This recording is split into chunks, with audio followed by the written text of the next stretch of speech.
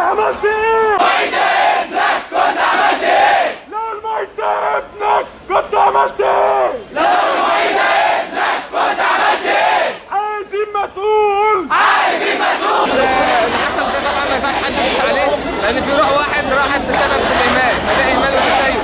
لازم الناس تتحاسب على روح الراجل اللي مات ده. حضرتك في سنه كام؟ في ثالثه. جدا المفروض يبقى في انتيدوت في الكليه ولف على مستشفى الميري احسن من اوكسفورد. مات في السكه، يعني هو كان بيجري بنفسه علشان يلحق نفسه، ما لقاش ولا انتيدوت في الكليه ولا انتيدوت في مستشفى الميري. ده مسؤوليه مين؟ المفروض العميد الكليه من نفسه يستفيد. احنا طبعا متضايقين جدا اللي حصل، ان هو ممكن يوصل لاي حد فينا. هنكتب حد عاوز تعليق عليه.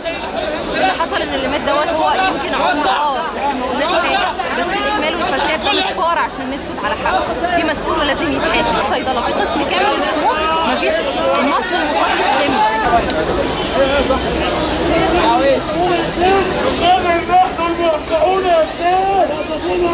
العام الاول برفع بلاغ للمحامي العام الاول لنيابات الاسكندريه بالتحقيق في وقائع الفساد المالي،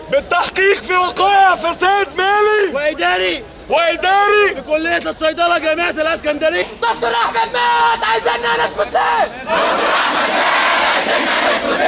دكتور احمد موجود في الكليه.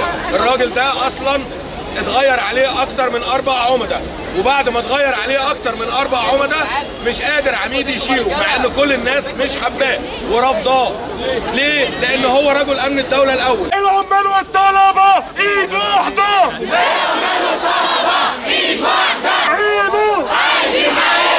عايزين حقنا. ده ابننا، ان المرحوم احمد ده ابننا. يعني احنا زعلانين عليه اكتر منكم. مركز السموم اللي موجود في المستشفى ما فيهوش الانديتود. صيدله بس ولا لا؟ شعركم جوه البشره والبسوا نظارات، محدش يعرف. فين الاسعافات الاوليه يا دكتور اللي موجود في حضرتك؟ المفروض تبقى قطره واحده. فين احنا بنطالب ان يكون في اسعافات اوليه؟